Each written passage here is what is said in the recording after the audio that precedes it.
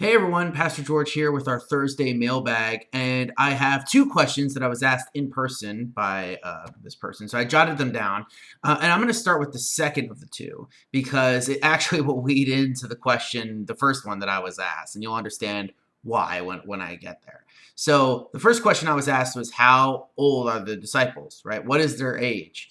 Because when this person saw the Last Supper painting, they thought that they looked really old. And I think it depends. If you look at the Last Supper painting, they're kind of all over the place. But I would say they generally look like middle-aged or like men in their late 20s, early 30s or something like that. And so it's a good question, right? Because how old were the disciples? And when you picture them in your mind, I usually picture old people, like older men in their 50s or something like that, because I think that's the image that is given in a lot of the movies and media that we consume, right? Or at least like men in their mid 20s, early to mid 20s, right? But they were probably actually like late teens, early 20s. And you may be like, well, how do you know that, Pastor George? That seems like a big claim to make with a lot of certainty. Well, the Bible gives us lots of clues, but also we have other sources. And so I actually want to start outside of the Bible and give context because this helps piece things together for us. So for those of you who don't know, there's this thing called the Mishnah in Jewish in the Jewish religion and Jewish history, which is the first collection of oral law that was passed down. So these are like the teachings that rabbis give and have been compiled in order to serve as like a guide for people, right? And this is one of the things that Jesus was bucking up against, right? A lot of the stuff in the Mishnah. But the Mishnah itself is it gives a lot of context for the time that Jesus lived in because it's contemporary, right?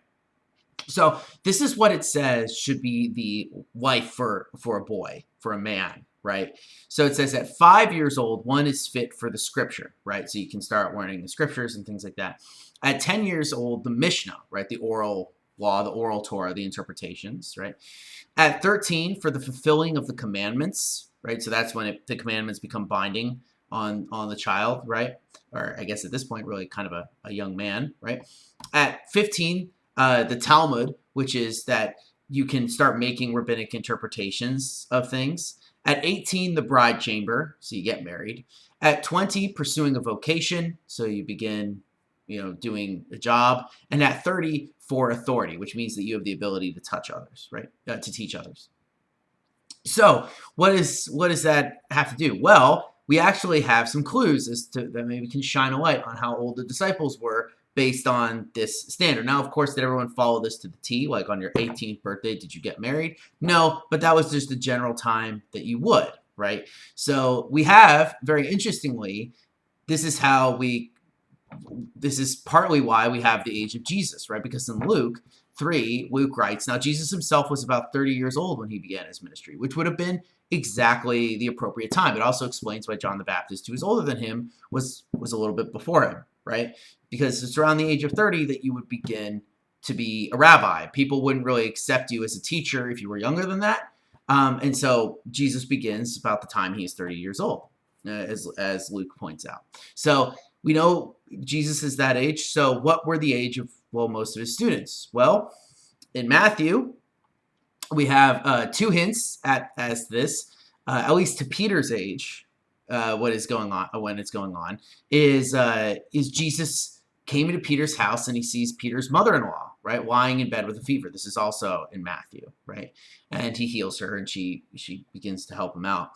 But so we know that if Peter is married, we know that he's probably at least 18 years old, right? He's at least 18 years old because that was generally the time that you would get married. No other disciples are mentioned having wives. Now, does that mean that they did not? No, but that was kind of generally the time that you would. So maybe they're younger than that. Maybe they haven't hit that milestone, whatever. We know that they've begun working, right? And that they all work what would be considered low-class jobs, fishing, stuff like that, besides Matthew, who's a tax collector, right? And so we all know that they've begun working. And so if you weren't selected as a student for rabbinic studies, right, you would just go right into right into whatever profession you had. So you'd start a little bit earlier than everyone else. So we can guess that they were probably in their late teens, or maybe even mid-teens for some of them. And so that's what they were doing, right? That's how old the disciples were when they were doing this. But we have one more hint as to the age of Peter. And this is where it ties in with the other question this person had. And this comes to the paying of the temple tax in Matthew 17. So just pay attention to the language here at first, right? So it says, after Jesus and his disciples arrived in Capernaum, the collectors of the 2 drachma temple tax came to Peter and asked, doesn't your teacher pay the temple tax? Yes, he does, he replied. When Peter came into the house, Jesus was the first to speak. What do you think, Simon? He asked. From whom do the kings of the earth collect duty and taxes? From their own children or from others? From others, Peter answered. Then the children are exempt, Jesus said to him. But so that we may not cause offense, go to the lake and throw out your line. Take the first fish you catch, open its mouth, and you will find a 4 drachma coin. Take it and give it to them for my tax and yours. So interestingly enough, we have the other person had the question about what the heck does this fish story mean, right? What is the moral of this? What is this trying to say? And we're going to talk about that next week. But here we have an interesting thing where it says, give that for my tax and yours. So that's a callback to Exodus, where there is a temple tax established for men who are 20 years old and older. So you'll notice it says after Jesus and his disciples arrived in Capernaum, right? All of his disciples arrived in Capernaum. The collectors of the 2 temple drachma tax came to Peter and asked, doesn't your teacher pay? So they come and ask him to pay the tax, right? And who has to pay the tax? Just Jesus and Peter. So, or at least that's who Matthew records. So, with the information that we're given, we can assume that the only people who were older than 20, in this sense, would have been Peter and Simon, right? At least in this story.